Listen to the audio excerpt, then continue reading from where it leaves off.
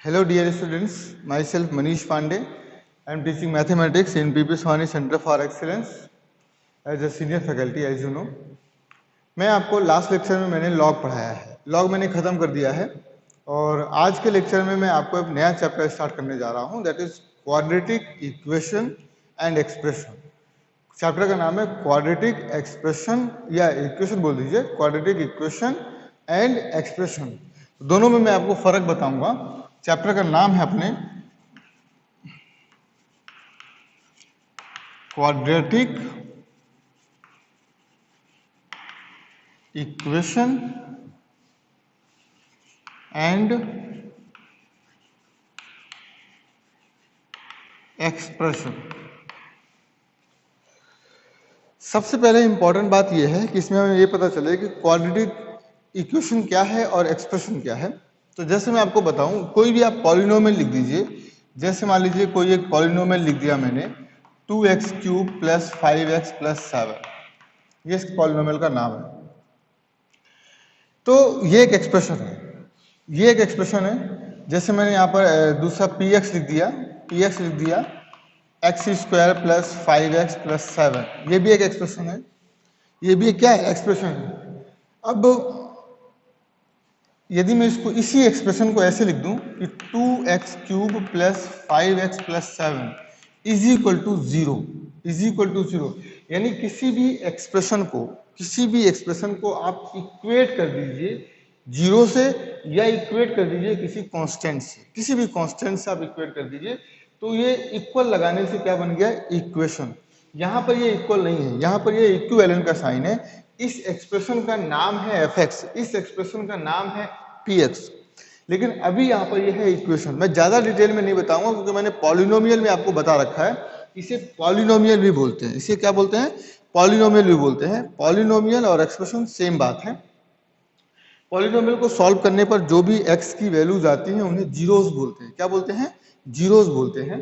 लेकिन इस इक्वेशन को, क्योंकि यहाँ पर इक्वल आ गया, इक्वल को सॉल्व करने, इक्वल आने की वजह से इसे बोलते हैं इक्वेशन। इक्वल से बना हुआ है इक्वेशन, तो इक्वल वर्ड आ गया। इक्वल, हम किसी भी एक्सप्रेशन को आप इक्वेट कर दीजिए किसी भी कांस्टेंट से या फिर किसी जीरो से, तो उसे बोलते हैं क्या? इक्वेशन। ये एक इक्वेशन है, ये भी एक इक्वेशन है। जैसे x square plus 5x plus 7 is equal to, इसको मैं जीरो कर दूं, चलिए किसी कांस्टेंट के बराबर कर दीजिए, आप किसी कांस्टेंट के बराबर 2 के बराबर कर दीजिए, तभी ये इक्वेशन है। क्योंकि इसको मैं ऐसे लिख सकता हूं, इसको इधर ले आइए, तो ये इस कांस्टेंट के साथ क्या हो जाएगा? प्लस या माइनस हो जाएगा। तो now this is equation, this is a equation.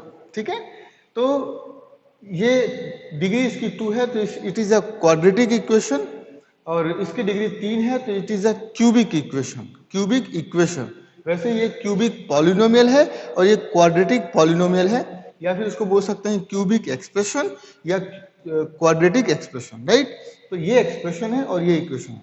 जब भी कभी एक्सप्रेशन को सॉल्व करके x और y की वैल्यू आती है उसे जीरोस बोलते हैं। लेकिन जब भी कभी हम किसी क्वाड्रेटिक इक्वेशन को या क्यूबिक इक्वेशन को सॉल्व करके जो x और y की वैल्यू निकालते हैं, जब भी इक्वेशन को सॉल्व करते हैं और जो भी x और y की वैल्यू आती है उसे अपन क्या बोलते हैं? रूट्स। Roots, ROOTS। ठीक है, तो रूट्स के बारे में मैं आगे डिस्कस करूंगा। फिलहाल मैं भी आपको बता रहा हूं कि एक्सप्रेशन किसे बोलते हैं और इक्वेशन किसे बोलते हैं। लेकिन आज के चैप्टर में जो मैं आपको पढ़ाने वाला हूं वो मैं पढ़ाने वाला हूं क्वाड्रेटिक इक्वेशन। तो सबसे पहले अपन डिस्कस करेंगे क्वाड्रेटिक इक्वेशन क्या है।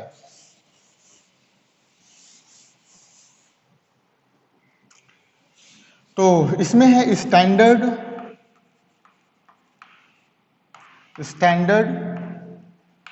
Form of quadratic equation. Quadratic equation को मैंने शॉर्ट फॉर्म में लिख दिया QE। ये होती है ax square plus bx plus c is equal to 0, c is equal to 0। किसी भी क्वाड्रेटिक इक्वेशन को सॉल्व करने पर सिर्फ और सिर्फ दो रूट्स आते हैं, जिसकी जितनी डिग्री होगी, इस इक्वेशन की जो डिग्री है वो है 2 है, तो इसके दो रूट्स आएंगे।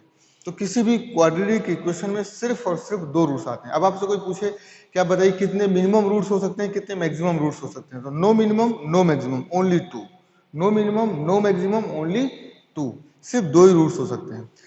रूट्स का क्या मतलब है? रूट्स का मतलब होता है x की वो वैल्यूज जिनको मैं यहाँ पर रखूं तो LHS बराबर RHS हो जाए। रूट्स का मतलब होता है एक्स की वो वैल्यूज जिनको मैं इस इक्वेशन में रखूं तो एलएचएस में जो भी आंसर आ रहा है वही आरएचएस में होना चाहिए। यानी कि यदि आरएचएस में 0 है तो एक्स की वो वैल्यूज यहाँ पर मैं रखूंगा जिस पर ये 0 हो जाए, जिस पर ये एलएचएस भी क्या हो जाए 0। तो LHS should equal to RHS. तो एक्स की वो वैल्यूज सभी रूट्स कहलाएंगे जो एलएचएस को आरएचएस के बराबर कर देते। तो यहाँ पर सिर्फ दो ही वैल्यूज संभव है। कितनी वैल्यूज संभव है? सिर्फ दो ही वैल्यूज पॉसिबल हैं जो इस इक्वेशन को सेटिस्फाई कर सकती है, राइट। तो ये आपको समझना होगा।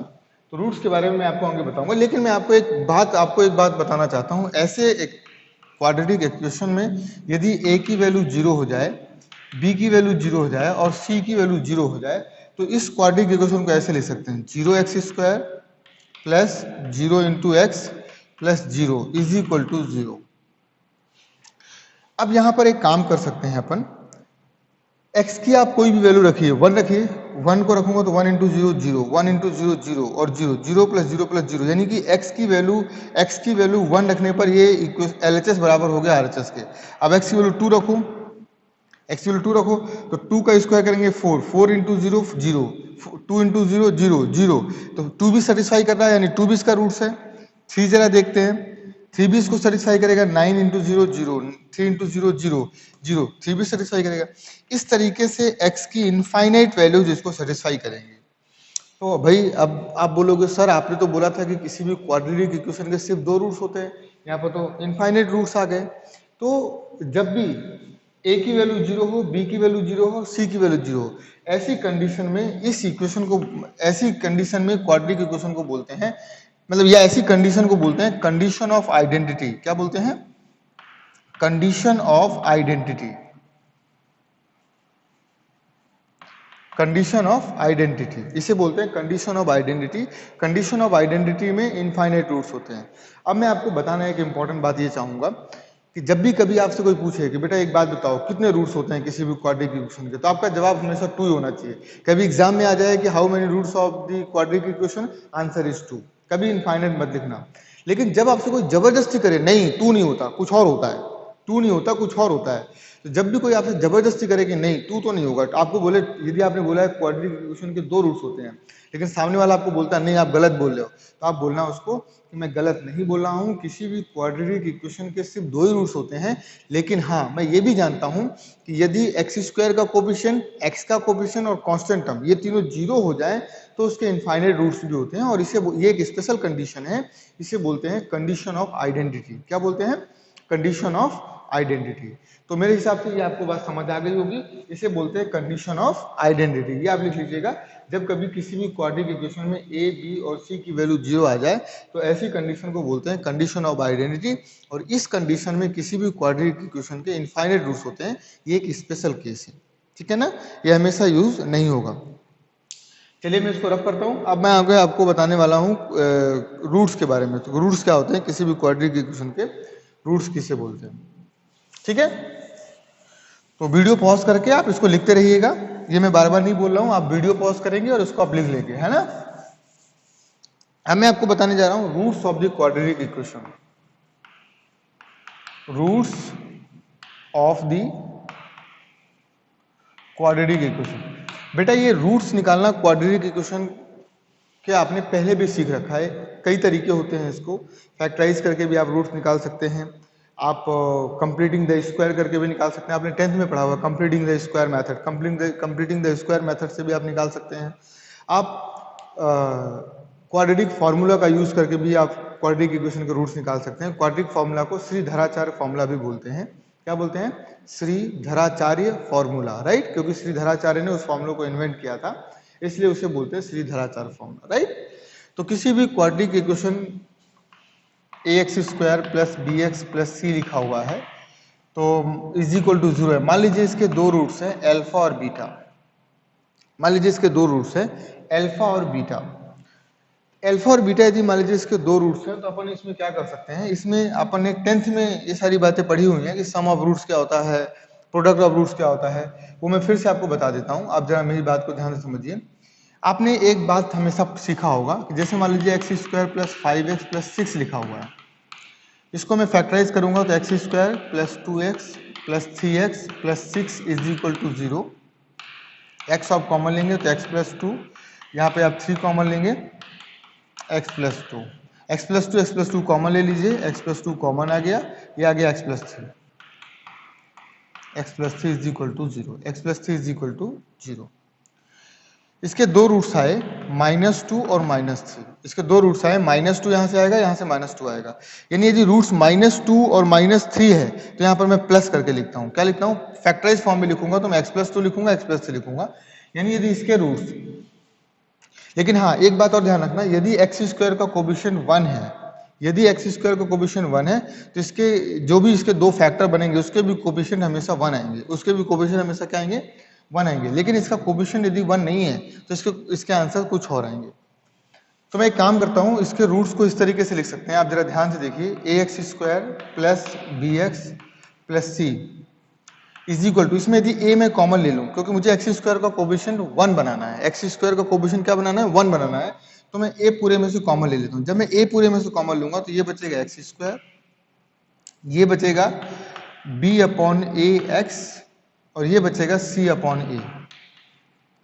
बेसिकली ये बात हो सकता है आपको समझ नहीं आई हो कि b अपॉन ए कैसे हो गया, c अपॉन ए कैसे हो गया, तो आप ऐसे समझ सकते हैं कि मान लीजिए इसमें मैंने a का डिवाइड किया और a का मल्टीप्लाई किया, तो जो ऊपर मल्टीप्लाई है वो वाला a तो कॉमन आ गया, तो बचा क्या? b upon A.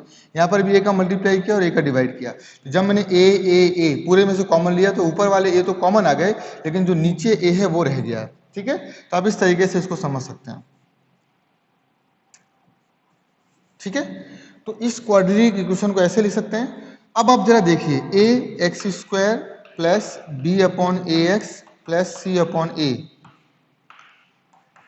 ये ए लिखा। अब इस एक्स स्क्वायर का कोबिशिएंट मैंने मान लिया कि 1 है, देख रहे हैं आप यहाँ पर कि एक्स स्क्वायर का कोबिशिएंट क्या है? 1 है, और मैंने ये माना हुआ है कि इस क्वाड्रेटिक इक्वेशन के रूट्स हैं अल्फा और बीटा, यानी कि इसको अपन कैसे लिख सकते हैं? इसको अपन लिख सकते हैं x minus alpha x minus beta. बेटा ये यहाँ से समझ लीजिए, x की वैल्यू यदि -2 और -3 है तो यहाँ पर +2 और +3 आता है। वैसे यहाँ पर यदि अल्फा x की वैल्यूज अल्फा और बीटा है, x की वैल्यूज अल्फा और बीटा है तो यहाँ पर आंसर आएगा x प्लस अल्फा है प्लस बीटा है तो यहाँ पर आएगा माइनस अल्फा माइनस बीटा, उल्टा साइन। जब उसे आप फैक्टर के फॉर्म में लिखते हैं तो साइन उल्टे हो जाते हैं, जो भी रूट्स होगा रूट्स के साइन उल्टे हो जाएंगे। आप दोनों साइड से ए कैंसिल कर सकते हैं, तो यहाँ पर आ गया x square plus B upon A x plus C upon A is equal to, इसका मल्टीप्लाई करिए, यह आएगा x square minus alpha plus beta, आप ऐसे मल्टीप्लाई करके आप देख लीजिएगा यही आएगा। ठीक है, अब दोनों साइड हम कंपेयर कर दीजिए, एक्स स्क्वायर का कोफिशिएंट 1 है, एक्स स्क्वायर का कोफिशिएंट 1 है, ये सेम हो गया। यहाँ पर एक्स का कोफिशिएंट है माइनस अल्फा प्लस बीटा, यहाँ पर एक्स का कोफिशिएंट है बी अपॉन ए, एक्स का कोफिशिएंट यह है, यहाँ पर एक्स का कोफिशिएंट बी अपॉन ए, तो इसको आप लिख सकते हैं alpha plus beta is equal to minus B upon A. Similarly constant term है सी अपॉन ए और इसमें कांस्टेंट टर्म है अल्फा इंटू बीटा, ये हो गया alpha into beta is equal to C upon A. बेटा इसे बोलते हैं सम ऑफ रूट्स, इसे बोलते हैं सम ऑफ रूट्स और इसे बोलते हैं प्रोडक्ट ऑफ रूट।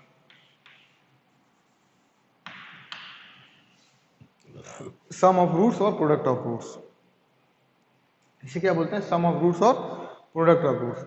अब एक बात मैं आपको यहीं पर और समझाना चाहूंगा कि यदि आपके पास दो रूट्स पता है और क्वाड्रिक, यदि मान लीजिए किसी इक्वेशन के रूट्स आपको पता है अल्फा और बीटा है, किसी भी क्वाड्रिक इक्वेशन के दो रूट्स आपको पता है अल्फा और बीटा, और आपको बताना है कि वो क्वाड्रिक इक्वेशन क्या होगी, तो क्वाड्रिक इक्वेशन होगी जिसके रूट्स अल्फा और बीटा है। मान लीजिए अल्फा और बीटा रूट्स हैं तो क्वाड्रिक इक्वेशन होती है x square minus sum of roots into x plus product of roots is equal to 0। ये ध्यान रखना है, ये बहुत इंपॉर्टेंट फॉर्मूला है।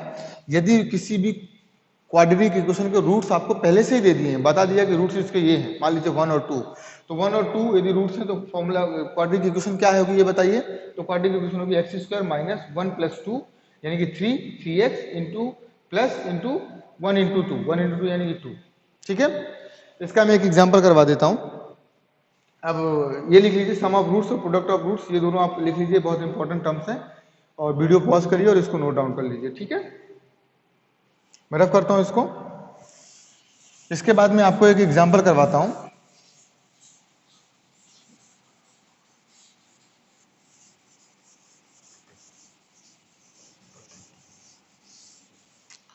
एग्जांपल करवाता हूं, आपने ऐसे एग्जांपल्स 10th में किए हैं इसलिए मैं इसको थोड़ा फास्ट ले रहा हूं।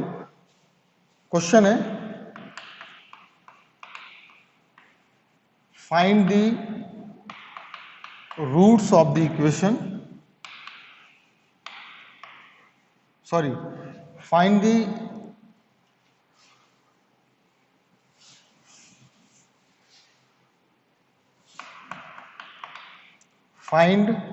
quadratic equation whose roots are 3 and 2। तो सबसे पहले आपको निकालना है sum of roots. Sum of roots क्या होता है? Alpha plus beta, alpha plus beta यानी कि 3 + 2 that is 5। Product of root क्या हो जाएगा? अल्फा इंटू बीटा यानी कि 3 × 2 दैट इज 6। तो इक्वेशन ऑफ क्वाड्रिक क्या हो जाएगी? इक्वेशन ऑफ क्वाड्रेटिक इक्वेशन ये हो जाएगी x² minus sum of roots plus product of roots is equal to 0, यानी कि x² minus 5x plus 6 is equal to 0। ये हो गई क्वाड्रेटिक इक्वेशन। ये वो क्वाड्रेटिक इक्वेशन है जिसके रूट्स हैं 2 और 3, राइट? इसको भी लिख लीजिए। अब मैं आपको एक और क्वेश्चन करवा रहा हूँ इसी पर बेस्ड, इस पर बेस्ड नहीं, थोड़े से सम ऑफ रूट्स और प्रोडक्ट ऑफ रूट्स पर आपको बता रहा हूँ जिससे आपकी अंडरस्टैंडिंग उसमें क्लियर हो जाए, ठीक है? सम ऑफ रूट्स और प्रोडक्ट ऑफ रूट्स, ये सारी बातें मैं 10th की पढ़ा रहा हूँ, जो आपने 10th में पढ़ा हुआ है, राइट? तो मैं इसको रफ करता हूँ। वीडियो पॉज करके आप लिखते रहिएगा, बहुत जरूरी है लिखना, क्योंकि लिखेंगे नहीं तो समझ नहीं आएगा। अब एक क्वेश्चन ऐसा है,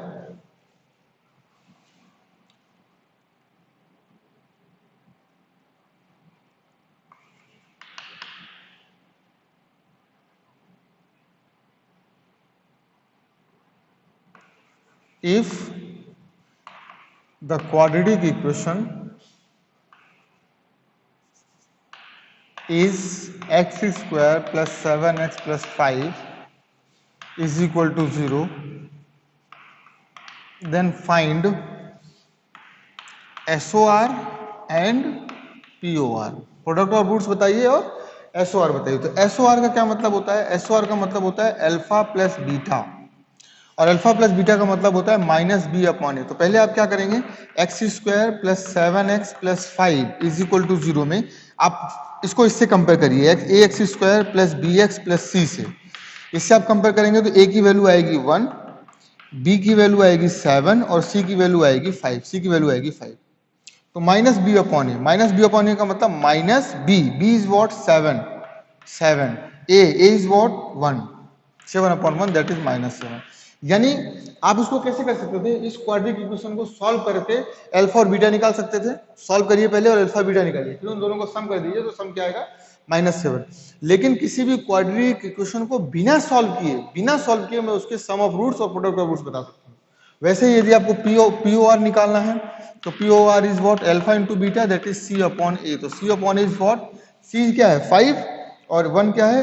A क्या है? 1, तो 5/1 दैट इज 5। यानी बिना रूट्स निकाले, बिना इसको फैक्टराइज किए, बिना इसके रूट्स निकाले, बिना धराचार फॉर्मूला लगाए, बिना कंप्लीटिंग द स्क्वायर किए, मैंने इसके प्रोडक्ट ऑफ रूट्स बता दिए 5। आप ऐसा भी कर सकते थे, पहले इसके रूट्स निकाल लीजिए। रूट्स कई बार ऐसा होता है कि रूट्स आसानी से नहीं आते, इरेशनल रूट्स आते हैं, अजीब अजीब से रूट्स आते हैं, समझ आया? तो जरूरी नहीं कि आप रूट्स निकालें, बिना रूट्स निकाले भी आप product of sum of roots बता सकते हैं और प्रोडक्ट ऑफ रूट्स बता सकते हैं। ये आपने सब 10th में किया हुआ है, ये आपने सब 10th में किया हुआ है, इसलिए मैं आपको सिर्फ रिपीट करवा रहा हूँ। तो इस पर बेस्ड, ऐसे क्वेश्चन पर बेस्ड मैं आपको कुछ क्वेश्चंस करवाने वाला हूँ। तो वो क्वेश्चंस आप जरा देखिए, मेरे साथ रहकर उन क्वेश्चंस को आप जरा देखिए कि कैसे उन क्वेश्चंस को करेंगे, राइट? रफ करता हूँ इसको मैं।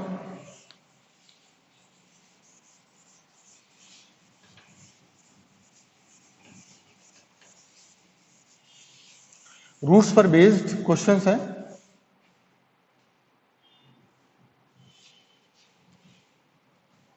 क्वेश्चन है, if alpha comma beta are the roots of the quadratic equation ax² plus bx plus c is equal to 0, then find, पहला सम है alpha square plus beta square बताइए, दूसरा है अल्फा माइनस बीटा बताइए। तीसरा है alpha cube plus beta cube बताइए। मान लीजिए ये सम्स करने हैं तो अल्फा, अब जैसे ये क्वाड्रेटिक इक्वेशन आपके पास क्या दी हुई है, A X square plus B X plus C is equal to 0। तो इस क्वाड्रेटिक इक्वेशन में आपको दो बातें पता है, सम ऑफ रूट्स होता है माइनस बी अपॉन ए और प्रोडक्ट ऑफ रूट्स क्या होता है, प्रोडक्ट ऑफ रूट्स होता है अल्फा इंटू बीटा होता है क्या, सी अपॉन ए। ये आपको पता है यहाँ से सी अपॉन ए और माइनस बी अपॉन ए।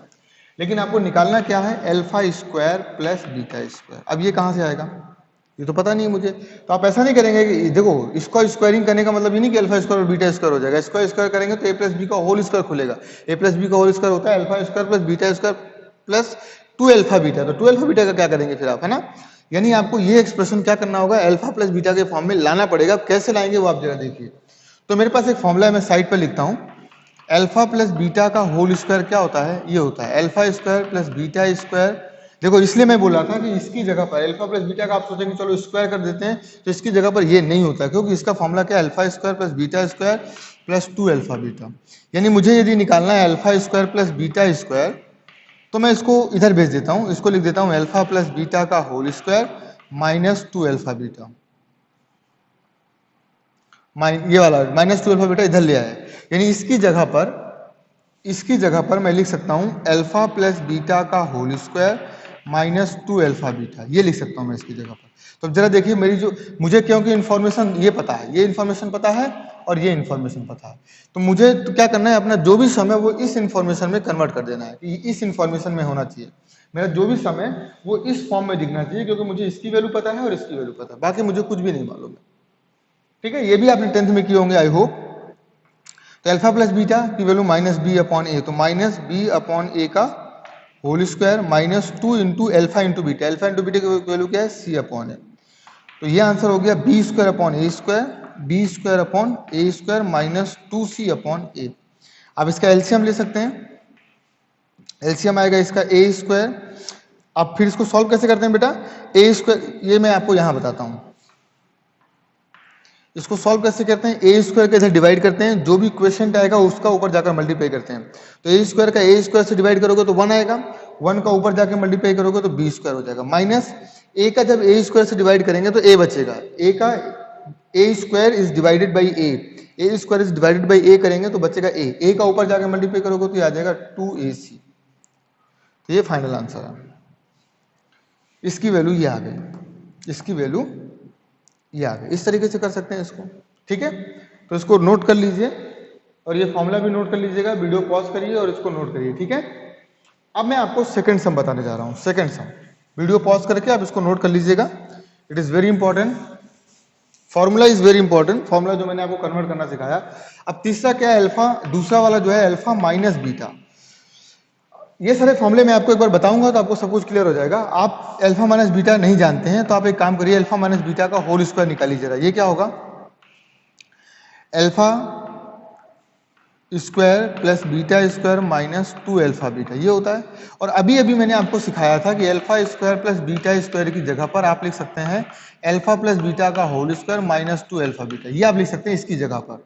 तो वही मैं कर देता हूं, अल्फा माइनस बीटा का होल स्क्वायर, इसको मैं लिख इसकी जगह पर मैं लिख देता हूं ये, यानी अल्फा प्लस बीटा का whole square, alpha plus beta का whole square minus 2 alpha beta, और माइनस 2 अल्फा बीटा इसमें पहले से लिखा हुआ है।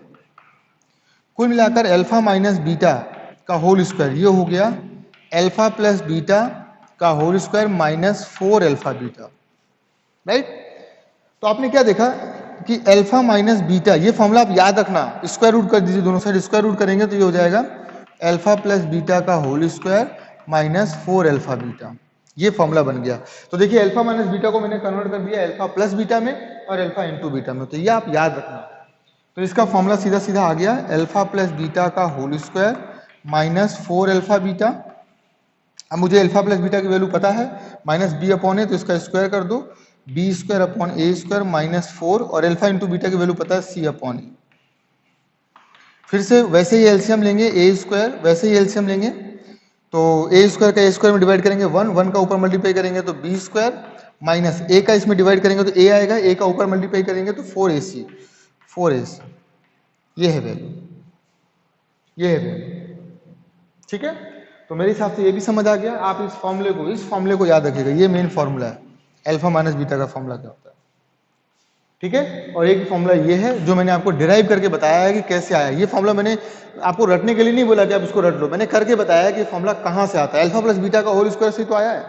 तो मैंने आपको बोला था कि मैथ में आपको कभी रटने नहीं दूंगा, मैथ आपको रटना है ही नहीं, सब फॉर्मूले आपने बनाए हैं, आप अपने हिसाब से फॉर्मूले बनाइए और अपने हिसाब से क्वेश्चन को सॉल्व करिए। ये स्ट्रेटजी है मैथ पढ़ने की।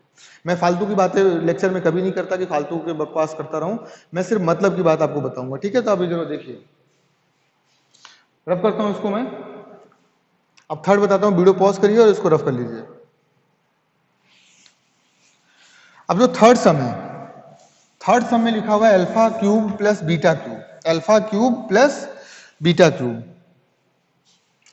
तो जो थर्ड सम है alpha cube plus beta cube, तो इसका फॉर्मूला होता है alpha plus beta, alpha square beta square minus alpha beta, ये होता है फॉर्मूला। तो देखिए ये अल्फा प्लस बीटा के फॉर्म में पहले से लिखा हुआ है तो उसको मत छेड़िए, क्योंकि मुझे अल्फा प्लस बीटा के फॉर्म में ही सब कुछ लाना है। लेकिन इसकी जगह पर मैं जानता हूं कि इसको मैं लिख सकता हूं अल्फा प्लस बीटा का whole square minus 2 alpha beta, ये आप पहले भी लिख सकते हैं इसकी जगह पर, और माइनस अल्फा बीटा एक पहले से लिखा हुआ है, तो इसको अपन लिख सकते हैं अल्फा प्लस बीटा, और यहां पर अल्फा प्लस बीटा का whole square minus 3 alpha beta, 2 alpha beta और 1 अल्फा बीटा ये होगा तो माइनस 3 अल्फा बीटा हो गया। अब इसको आगे सॉल्व करता हूं तो अल्फा प्लस बीटा की वैल्यू क्या है बेटा, माइनस बी अपॉन ए, बड़ा सा ब्रैकेट, अंदर है B square upon, alpha plus beta की value minus B upon A, तो माइनस बी अपॉन ए रखेंगे तो B square upon A square, B square upon A square minus 3, ये देखिए माइनस 3 अल्फा इंटू बीटा की value आ गई C upon A, ये आ गई, तो माइनस बी अपॉन ए। फिर से इसको वैसे सॉल्व करेंगे, एलसीएम लेंगे ए स्क्वायर का इसमें डिवाइड करेंगे 1, 1 का ऊपर मल्टीप्लाई करेंगे तो बी स्क्वायर माइनस 3ac हो जाएगा, ए का डिवाइड करेंगे इसमें तो ए बचेगा, ए का ऊपर जाकर मल्टीप्लाई करेंगे तो ac हो जाएगा।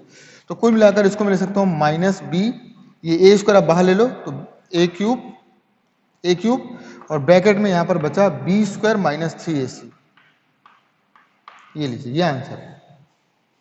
ठीक है, तो ये 3 सम मैंने आपको बता दिए। अब मैं आपको होमवर्क में कुछ क्वेश्चन दे रहा हूं, होमवर्क में आप ये क्वेश्चन लिख लीजिए, वीडियो पॉज करके इसको लिख लीजिए और होमवर्क में कुछ क्वेश्चन है वो लिखिए।